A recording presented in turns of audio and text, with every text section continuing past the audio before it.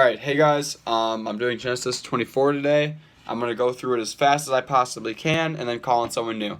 So, it starts out, basically Abraham is trying to find a wife for his only son Isaac, which they had in old age. Abraham is now getting very old and he's going to die soon, so, he's got to get moving on the mail order bride thing, however you want to say it. So, I think this is really interesting. So, Abraham gets a servant to go and find this woman from the land Abraham's from, because that's super important. It can't be a woman from where they're living now, because it has to be kind of like pure.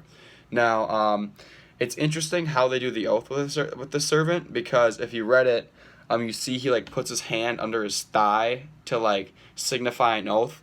I just think that's interesting because that's something today would be seen super creepy, and then there'd be like a whole movement to get whoever did that fired. But whatever, we're gonna move on from that. The next important thing I think is really interesting is, so the servant gets to the town and he's praying to God to help find this woman at the well, and he's like, yes, like she's got to be kind and cool, and he's making this dialogue for her in his head, whatever, I don't even know. But so before he's even done praying, this woman comes up to him and they start the dialogue, and he's like, all right, perfect, I got her. You're gonna marry this dude Isaac. You don't know him yet. He's pretty cool. So we move on from there. There's all this dialogue, and they go to the woman's house.